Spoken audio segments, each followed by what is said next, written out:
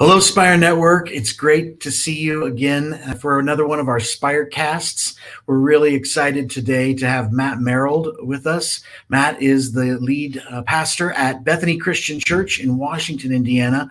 And Matt gave a great talk for our Spire conference in 2019, our inaugural year when we were in Orlando, Florida.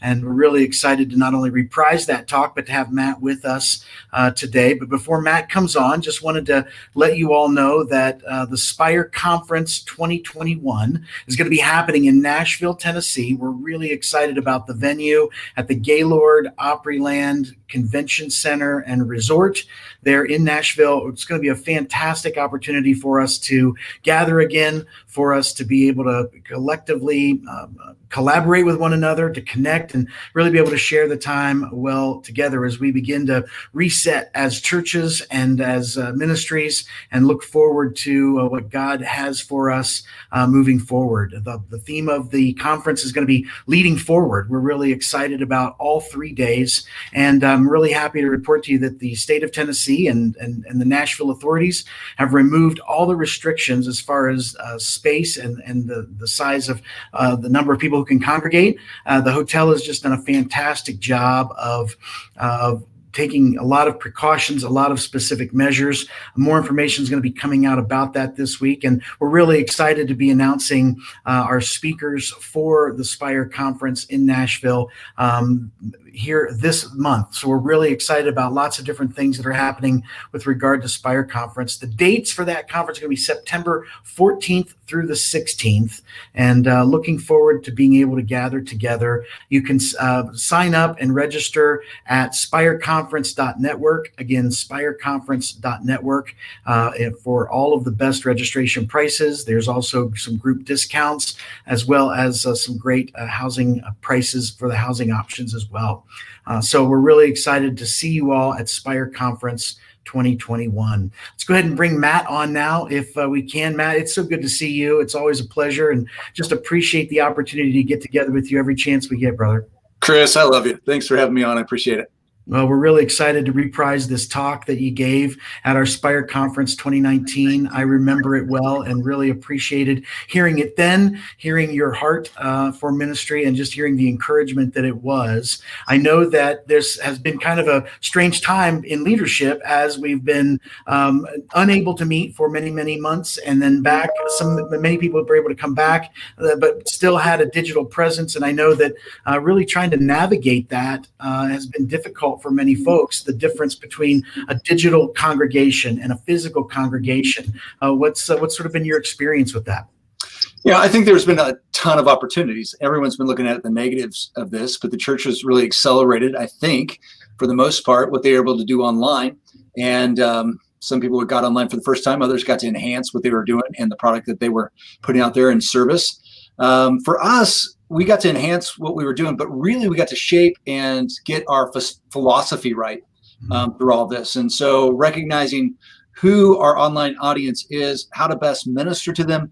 And I think really for the majority of us, including me, to recognize that there truly is a group of people that are taking in the service. They're doing more than watching it, and they're considering this really their home church. They're being fed from here. And I think the issue for us at Bethany is how do you make disciples with those that are tuning in? So that's kind of our next approach. I was really excited to just hear the short story that you shared just a little bit ago with me about folks that we're seeing people that we've never met before who are coming into our congregations or coming into our buildings for sometimes the first time and saying, "Oh, this is what my church looks like," right? Yeah, a 72-year-old lady just reaches out to us and says, "Hey, I'm a part of your online congregation and I want to be baptized." And she drives 3.5 hours down with her husband, and we just baptized them this morning. It was great. Fantastic. Yeah. Fantastic. Well, let's go ahead and take a look at that talk that you gave in Orlando at the Spire Conference 2019, and then we'll be back to chat about it in just a second. Great. Well, hey, I'm so grateful to be here with all of you today at Spire. I'm a California kid that was raised in Orange County and grew up in the shadows of Disney, the most expensive, happiest place on earth. 20 years ago, God had a distinct calling on my life and swallowed me up and spit me out in southern Indiana. To say the least, that was a culture shock. In Southern California, I was used to seeing obscure things kind of like this, $1 million vehicle getting a 99-cent sweet tea at McDonald's. And now I see a regular event like this, Chuck getting his cigarettes at the old discount tobacco. Bethany Christian Church, where I serve, is located in a population, or was rather, of a town of 300. And relocated in 2013 to the booming metropolitan area of Washington, 11,000. And the church has a long history, started in 1830. Guys like Barton and the Stones and the Campbells who came in to preach in that pulpit of that church, and then they downgraded and hired me in 1999, and I've been pastoring there ever since. And when I started pastoring, that church was very archaic, very relic in so many ways. In 1880, the building was built that I pastored in. It was remodeled in the 1940s. It was kind of this untouched relic of the past. It was a time warp. Everything around it had changed, but nothing inside of it had. The looks, the methods, the leadership model, the governance, the smells were all from a bygone era. The area where I live is a large Amish community that is around it. We're so rural that we can't even Uber, so we have to Yoder. That's a legit picture from my hometown. So I went to the Midwest kicking and screaming, and now I think if God asked me to leave, I'd probably go away kicking and screaming. He has changed my heart for people and for that place. And today it's my hope that I can bring you some solid leadership teaching to those of you who are in small town, rural communities, and of course, anybody in any kind of leadership, that we can walk out of here a little sharper than we walked in with it. So I want to talk to you today about Valley Forge and Turtle Speed, Dollar General, soil, and Jesus. Valley Forge. After the British had captured the city of Philadelphia during the Revolutionary War, they were really disappointed, the Continental Congress, with General George Washington, and they wanted to remove him as the general. After a series of setbacks, Washington retreated from Pennsylvania or from Philadelphia, 10 miles away, to a little obscure place called Valley Forge. And it was at Valley Forge that Washington had to refocus and reconsider what he was really fighting for. On the screen is this very famous painting that you're probably familiar with of Washington on his knees praying and seeking God's guidance in that moment. He had to recalibrate his values and his strategy, and during that winter, he rested his troops in himself. He readjusted his plans, and he was rejuvenated to go out and to whip up on the British. And from that moment on, every single skirmish that Washington and his men were going to fight had meaning to an end result to win the war so that we could become a free nation. And Valley Forge, Washington resolved that he was no longer going to fight against what he couldn't win. There are so many leadership principles here that we can find from Washington and Valley Forge. Number one is some hills just aren't worthy to die on. Too many pastors have killed their ministry on top of hills that have no meaning. I hear about it. There's guys who I know who have been fired because they just can't compromise with their leadership. They've been fired because they changed the order of service, even though no one wanted to change the order of service. Fired for removing the pews on a Sunday morning, making the congregation sit on the floor. That's probably a fireable offense.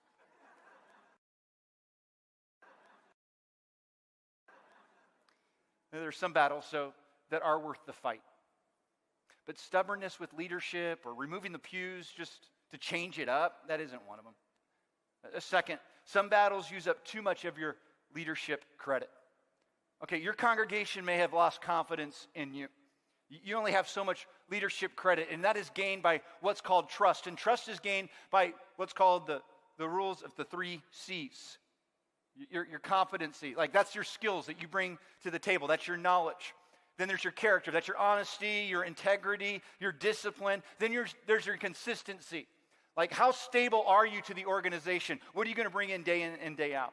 And guys, it doesn't matter the size of your congregation. If you're going to make some wide sweeping changes, it's going to cost you leadership credit, and you only have so much of it. So I'm challenging you to spend it wisely. Like some battles just aren't worth spending it on.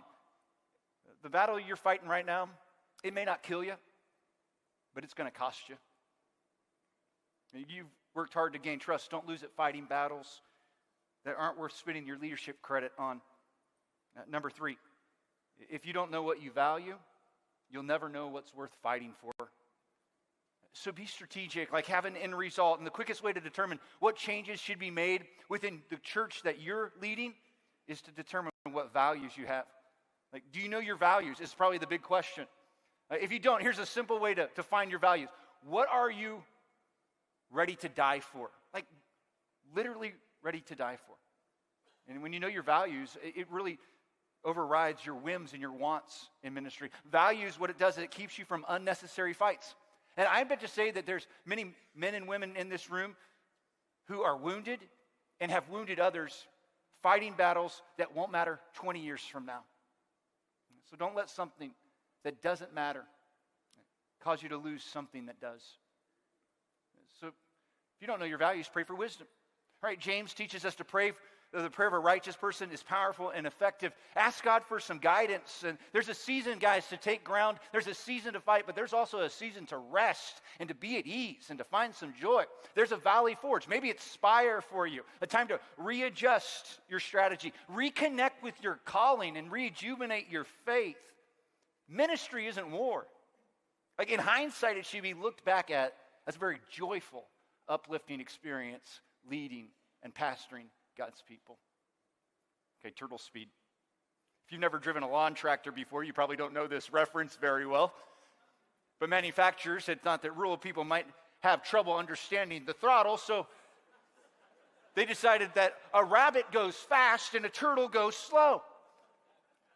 You know, one of the great killers of any pastor in any context is pace. Let's just remember that leadership is a journey, not a destination. Most church leaders, especially rookie leaders, or could I say maybe even immature leaders, want to change too much too quickly. Friends, anything that's worth changing takes time. No matter how great your talent, no matter how much effort you put in it, wide sweeping, revolutionary paradigm change takes years, decades. It might even take the entire lifetime of your ministry. And can I also remind you, overnight success is rare. Like, most of us want to see things change immediately. I recently talked to a pastor that had this great plan to kill off a dying Sunday school model in his church and start up small groups midweek. So he shared with his elders in one meeting this great idea that he had, this wide sweeping change that he wanted to accomplish. And he set out the why and the what. Such a great presentation. I said, well, how did it go? He said the elders completely rejected it. And he went home discouraged. You know what he told his wife? We're done with this. I'm not even considering going back into ministry. Oh, his plan was good. But his pace was all wrong. He had it in rabbit gear, not turtle. See, what we forget about change is there's a psychological and there is a spiritual component to change. We aren't transforming programs. We're transforming people. We're not messing around with ministry methods. We're messing with people's lives.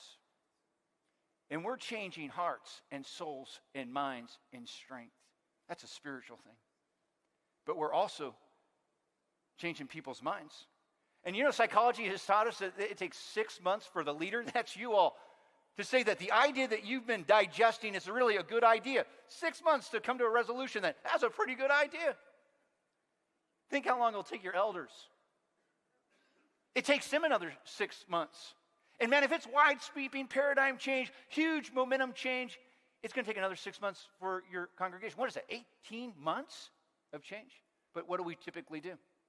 We take that 6 months resolution, we say this is a good idea, we package it up, and what do? We put it in a 2-hour meeting in an elders moment, and we say, this is what I want to do. And when they see that's been an A-bomb is dropped on them, they say, absolutely not, and we get discouraged. Hey, why don't we just learn the art of dripping rather than dumping? Change can't be microwaved. It's got to be put in the crock pot. About 99% of the churches that are represented in this room run at the speed of snail, not even turtle speed. Man, you can either embrace that or you can die trying to fight against it. Like, there are moments, I think, when urgency is needed, where you're going to have to sprint. But I think for most of the time, ministry is a marathon. And it takes time to get to someplace special. So slow down. You'll be a lot healthier, and so will your congregation if you do. Okay, Dollar General. Dollar General is a discount store, primarily caters to rural communities. If you've ever walked into one, you've noticed it's like no-frills shopping, a small footprint, bare-bones design, metal shelves, strip lights, cheap wayfinding signs. It's designed to get you in and out of that building in 10 minutes or less. And people in rural communities absolutely love it. Just ask Deborah Jackson, who was quoted in the local paper. She likes shopping at Dollar General because it's convenient and casual. And I don't, quote, have to get all dressed up like I'm going to Walmart or something.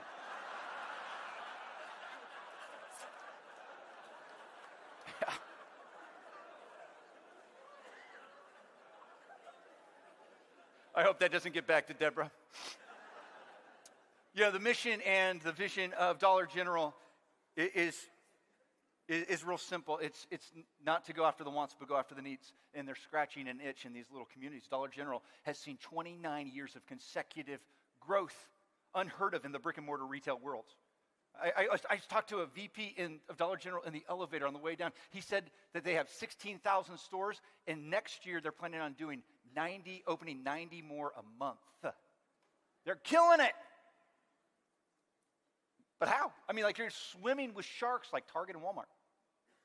Dollar General has simply focused on communities who are underserved. Hey, small churches, how about start going after the underserved in these rural places? My friend Randy Kirk, who is the lead pastor at First Capital Christian Church in Corydon, Indiana. Corydon has a population of 3,000, small town. First Capital, like so many churches, was faced with doing something new and different or dying. And so Randy and his ministry team got together and they discussed how in the world can we start serving the underserved in our community. And so they decided that they were going to provide a worship service for the inmates that were in their local jail. So they developed what they call Church Anywhere. It's a micro-site model. So they broadcast the service and they broadcast a few of the song sets, and then they have a lay campus minister that leads the rest of the service. And they now have 18 Church Anywhere sites, from prisons and nursing homes and jails and orphanages and private homes. Friends, thousands of people are worshiping and leaning into Jesus because of First Capital's development of Church Anywhere. One prison that they minister to has 500 of the 1,800 inmates attending services. This year, Randy has told me that they're celebrating more than 70 baptisms coming from their Church Anywhere sites alone. You know what First Capital is doing? They are scratching an itch. They are serving the underserved, and they never once thought we're too small to meet the needs of so many. Small church, listen, I know it's hard to take sometimes. You don't have to do everything, but you've got to do something. And you can continue to tell yourself that the world has changed, that people aren't as Christian anymore, and they're not going to embrace a church of sound doctrine. I think there's truth to that. But I want to challenge you to reach deep into the heart of your community and find the need and start to scratch the itch. I'm not challenging you to be the biggest church in town or the best church in town. I'm challenging you to be the best church for your town. There's a difference. Look at the needs of your community. Scratch the itch. serve the underserved. You know, if Dollar General were to close its doors at the next end of the week, they would be sorely missed by so many in all these communities. And my question for every church leader in this room is, if your church closed tomorrow, would anyone in your community even notice? Okay, soil. Any farmer worth their salt would tell you that the crop is only as good as the soil. Unhealthy soil, no matter how healthy the seed, won't produce a good crop. And farmers know. I mean, any farmer knows the content of their soil, and they're making adjustments every season to get the soil mixture just right so that the health of it will grow a healthy crop and produce something great. The culture of your church is the soil. Bad culture, you're going to grow an unhealthy congregation. Good culture, you grow a healthy congregation.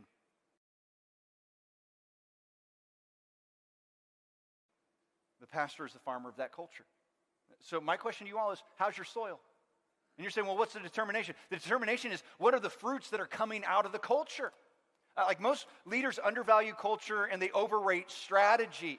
But no matter how great your strategy is, if it's planted in a terrible culture, your strategy is going to eventually stagnate. So let me kind of provide for you some good ways, simple ways to develop a healthy culture, just to start the upward climb towards that. Number one, model the change that you want to see. You become the example rather than the exception in the congregation. Culture starts with the leader, that's you. You're ultimately the big change maker. People will buy into you way before they'll ever buy into your vision. So live out the change that you want for your church. Number two, work with the leaders who already embody the values that you desire for the congregation to possess. You know, there's people in your congregation right now, either perceived leaders or they are positional leaders that have a heartbeat maybe for evangelism or for serving or for disciple making. There is someone in your congregation that is sampling the good culture, the good soil that you want to create. What I'm saying is start working with the willing. Number three, identify the unique principles and methods of your congregation. Look, a congregation doesn't do everything wrong. You might think it does, but there's some good in that congregation. Somewhere there's some good in that congregation. And you got to capitalize on the good. And when you find it, you got to celebrate it and cheerlead it and scream it from the pulpit on what's going right. They do something well. Maybe it's they cook a good meal. Capitalize on it. Use its uniqueness and gain some momentum in your community. Number four, isolate and eliminate the toxins that are found within the congregation. Make a list of things that just aren't working. Friends, there are some weeds in the soil that got to get pulled because they're taking the nutrients away from the culture that you want to create, and it's not allowing it to be healthy. There are programs that need to die, methods that need to be changed, people that need to be isolated, and they're keeping you from having this healthy congregational culture. Number five, patience and persistence pay off. You know, I've been at Bethany Christian Church for 20 years, started when I was 10. And a lot of the success that we have seen has just been from staying put. Have patience with people that you pastor. You heard the 20-60-20 rule. That's 20% of the people are going to accept it right away, whatever the change is, whatever vision you might have. And there's the 60% that they just need a little bit more teaching, but then they'll come on board. Then there's the 20% that just says, over my dead body. That ain't going to happen. Be patient and persistent with those folks. There'll be challenges, there'll be setbacks, there'll be problems. Don't let setbacks stop you from leading as God has called you to lead. And finally, Jesus. Some of you in this room, you don't feel like you can lead someone out of a paper bag. Preach Jesus. Even if you feel that you can't create the needed change in your church, preach Jesus. Remember at some point in your ministry, God called you to preach Jesus. Do you remember that moment? It was long before the first nasty elders meeting that you experienced. Long before you had the divisive problems with the staff member. Long before the old lady called you the devil. Long before the old man wanted to pick a fight with you and hit you with the cane in the parking lot. That's a true story. I knew I could have beat him though. I knew I could have taken him out. What I'm saying is before ministry ever got messy, You were called to preach Jesus and pastor his people. Do you remember that? Your number one strategy should be to preach Jesus. Like, whatever the season your congregation might be in, whatever the challenges that you're facing, whatever the change you want to create, enter the pulpit with the good news of Jesus. No matter how bad the congregation might seem, no matter how tough the elders might be, you preach Jesus. Jesus is the one who is needed in our lives. Preach Jesus Christ. Lift up Christ so high as you possibly can that all men will be drawn to him. Preach Jesus the rescuer. Preach Jesus the restorer. Preach Jesus the redeemer. But above all, preach Jesus.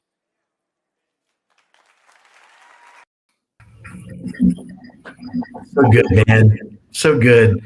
So much in there. So much that you can take away. There have been a few times that we've been able to watch something from 2019, and because of the season that we've been through, some of the things maybe needed some adjustment. Some of the things needed some different context. But the thing I really enjoyed so much about that talk is it's really timeless, Matt. So many good things.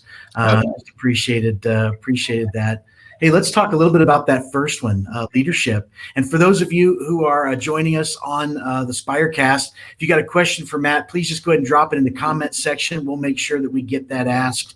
But I wanted to make sure that we had a chance just to talk a little bit about some of those high points that you brought out, and that whole idea of spending your leadership credibility in a foolish way, right? Sometimes as a leader, we want to see the change, be the change, and that means yesterday, if not right now, right? And I just didn't know if there was some times that you saw that, hey, by being patient, by not necessarily exercising my leadership credibility quickly or on a hill that was unworthy of me to do it on, have there been some wins in that? You know, sometimes your no or your pause brings about an opportunity for that best win to take place. Have there been some wins that you've been able to see happen as a result of spending well your leadership credibility? Chris, I've been at Bethany for 21 years, and I think the first 15 or 16 years, I would have said that any success I had in the church was just based on patience. Mm-hmm. You know, I mentioned that the speed of the church is the speed of snail. And you can either fight it or you can embrace it. And I think snail has its place at times. I think there's moments when you do need a sprint, but snail is the majority of the speed. And I think there's checks and balances that go along with it. But if you can just be patient, and it's more like patient with yourself and patient with people, your vision is not going to catch on. I believe heavily in the psychology that it takes to change someone's mind. And without manipulating, without being a manipulative person. And for someone to genuinely say that's a good idea, and I've come to a conclusion that it's a good idea, and not being forced or coerced in it. And it really does take more than 6 months to make that happen. And most people, they say their idea, they've convinced themselves it's a good idea, and it probably is a good idea, but they haven't allowed the time to marinate in the life of the other leaders so that they say, you know what, this is a great idea, and it's a shared vision. And I wonder how many churches right now are running a vision that is not a shared vision because they haven't taken the time, the patience, the speed of snail that it takes at times for your core leadership to embrace the vision that the lead also wants to embrace. You know, it takes a lot of discipline to do that. I think it takes a lot of discipline that may not be one of those things that they don't have a class, discipline 101, right, in Bible college. They don't have a class on, how to tame that, how to tame your personal rabbit when it comes to leadership, right? Yeah. But what are the things that you have found are really great disciplines at being able to remain disciplined, at being able to keep that pace in your mind? Are there some things that you've learned or some things you've done really to stay disciplined in that role? I think, I talked about the hills that men and women die on in ministry, and they die on those hills because they don't know the hill that they want to take. And I think if you don't have a goal, then every time you shoot the arrow, you've hit what you've targeted. And you think things are a success, but they're really not. They're not moving the organization forward. They may not be moving you forward. They may not be creating disciples as Christ has called us to do. And so not everything is a win, but you have to determine what the target is first. And so a part of that is, the patience, it can be endured when you know what you're after. The destination can be endured if you know the journey can be endured rather if you know the destination. And if the destination is a great place, boy, you're going to endure a lot of hardship on the journey. And I think that's the case when it came to what I wanted to initially accomplish at Bethany, is I knew the destination. And so it wasn't necessarily the discipline, though there is some of that that's needed. It was more so I am worthy to endure the journey to get to the destination. Great point. Great point. We really love your discussion about Dollar General. And, it's so interesting when you... We know it well here in this rural environment. We know Dollar General well. Absolutely. I've lived in some rural places, and I identify with, not having to get yourself all gussied up like you were going to Walmart, and making sure that you felt, like you could at least just run down and you're all together and, get something at the Dollar General, right? Classy establishment. That's right. That's right. But I think you hit on a point here. It's more than just location. Right? It's more than just finding that rural location that is at least 8 miles from a Walmart, whatever. It's really about scratching the itch. It's really about being able to provide those things that are need and not wants, and being able to make those points of convenience. And I know that especially coming out of this COVID time, so many churches are going to find either a new kind of success or a new way to really be a part of their community by really looking at saying, hey, what does our community need? What is it that our community is crying out for that we maybe have just not been aware of in the past? And, I know that you have had some experience with really scratching that itch and finding those things. Maybe you can share a little bit about that. One of our mottos at Bethany is actually a stolen motto from Rick Russo, and that is we want to be the best church for our town, not the best church in town. And a way to do that is to really find out the needs of your community.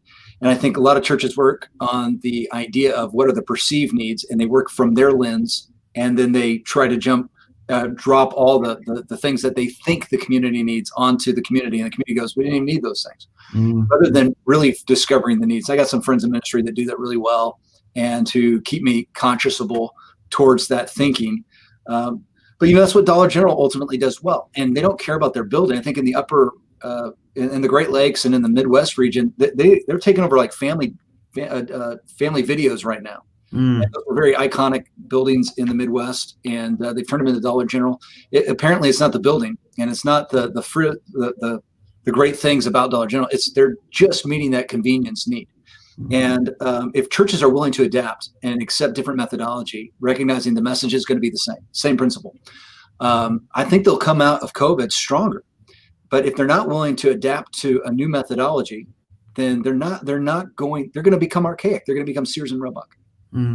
Yeah, we really see that taking place across the country as, more and more churches are either having to consolidate because of just resources or staff or situations, but also having to really figure out, okay, how are we going to be the church, regardless of whether it's digital or whether it's physical or, whatever that may be, as the church kind of takes on this new sort of platform identity, right? In being able to reach out and, satisfy all of the community's needs. I know that there are different challenges for more metropolitan settings and more rural settings. But how does that stay the same? How does that search for being able to be relevant in your community by taking care of the needs of the community been impactful for you to watch? Yeah, it's been tough getting back into the schools. It's been tough getting into the kind of civic areas of our community. But, getting back into the community is never hard. Jesus said, go and love your neighbor. He was meaning your neighbor, and we've just forgot how to do that. And one of our keys to gaining momentum out of COVID again is recognizing who our neighbor is, and then finding their needs, discovering their needs, and meeting their needs the best we can. And so kind of this call to get back to, relational ministry and recognizing the needs of people, their hurts, and filling those hurts and healing those hurts. And I think that's what churches have to get back to. That's what we're trying to accomplish at Bethany. I know that just opening your doors again on Sunday morning, people are not running back and wanting to get into large groups and masses. But, the pain of our communities is probably at an all-time high. and churches doing what they used to do are not going to really be meeting the needs of their community. They're going to have to adapt. Yeah. Yeah. I love what you have to say about good soil. I love what you have to say about culture here as well. Just, oftentimes we spend such a tremendous amount of time thinking about strategy, and I mean, maybe we're using data, and maybe we're using, the sixth best keys to whatever, right? Yeah. Or, we want to spend a lot of time on a strategic approach, and certainly there's a place for that. And we all need to be able to plan the work and work the plan, right? As many great leaders have said. But I think you make a great point here about culture, because it's often been said that culture eats strategy for breakfast, right? Yeah, Peter Drucker, he's my man. Yeah, and then you have the opportunity when you walk into a situation either to have a team that's ready to go, or to realize that, hey, not everybody's on board, because not everybody loves this team, not everybody loves the vision, not everybody loves the people they're working with, and so suddenly you find yourself with some bad soil trying to grow great seed, and it becomes very difficult for the farmer. And so I love the metaphor there, that as the farmer who is looking to grow great crops and looking for a great yield, oftentimes you find yourself with really crummy soil. And so maybe you can just share from your experience, what are some of those fastest ways to impact a culture, and to make some adjustments and some changes that people can then start to get on board with and can start playing together with? Yeah, I think simply speed of the leader is the speed of the team. And if the leader can buy into the culture that they're wanting to create, or the culture they want to adapt, I think the leader sometimes gets into trouble and says, I'm going to completely redo the soil, which can't be done. Mm-hmm. You can add to it. You can take things away, but to completely make your own dirt is, I think, impossible. And so they first have to they have to be the one that is setting the temperature. They have to be the thermostat. Or rather the one that's setting the climate of the place. And so the values that they are speaking, they have to embrace and show. And then culture is more caught than taught. And so if that leader embraces that culture and sets that culture, there'll be others that will recognize its difference, recognize its results, and they'll follow. But it's got to start at the top. It's not something that you can speak into somebody and say, this is who we're going to be, and then the leader decide not to become that himself. Mm. So good. So good. I love the way you end this with preaching Jesus, just as a great reminder, because sometimes we let strategy and we let a really great series topic, or we let a really great book that we're reading really dictate sometimes that message. And we forget that just the message of Jesus is so powerful. And so I love to end here like we began, and talk about, how it is that a 72-year-old woman that's never set foot in your building, but has been part of your congregation digitally, comes to make that decision with she and her husband. It comes about because you're preaching Jesus. And I know that there's been ways, even through this COVID season, where you, in preaching Jesus, have seen lives changed. Maybe you could just share a little bit more about that. Yeah, the lives changed through COVID have been ones that have been people that have been in desperate moments. And I think people come to Jesus in desperate moments. You see that in the Gospels. Their child's sick and dying, or someone is in real need and they're crippled, and their really last desperation is Jesus. And there's nothing wrong coming to Jesus in your last desperation. And I think that's how people are coming to Jesus right now, at least as we found during COVID, is they've tried a lot of things. They've tried a lot of remedies, maybe for their anxious moments or their fears, or to have some kind of foundation that doesn't crumble underneath their feet. And their last desperation, their last bit of rope is Jesus.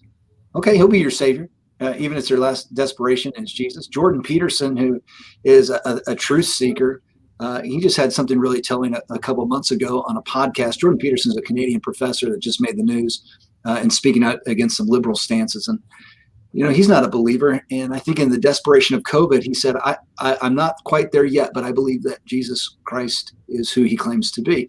And I think there's some desperate moments for people. This has knocked the foundation out from underneath us. And what's left? Well, either the foundation of Jesus or nothing. It's either the rock or the sand. And so then if you're really a truth seeker, you've recognized that the foundation you've built your life on was sand. And so you're looking for that rock. And people are finding Jesus. Chris, again, there are more opportunities for the church now than ever before. This is the best time to be alive on the face of the earth, I really believe. Absolutely. Absolutely. And definitely part of our intent on studying the whole leading forward concept from Spire Conference in 2021. We are looking forward to being there. I know you're going to be there, Matt, and it'll be great to be able to gather again. I'm looking forward to it. Just like we did in 2019. It's so good to see you. So good to spend time with you every time. Appreciate you so much and value all that you bring to not only Spire, but to the work that you're doing there in Washington, Indiana, and your team and staff and everyone. We'll just continue to lift you up and be in prayer for your continued good work in that place. If you haven't yet had the opportunity to register for Spire Conference 2021, please take a second to do that. Go to spireconference.network.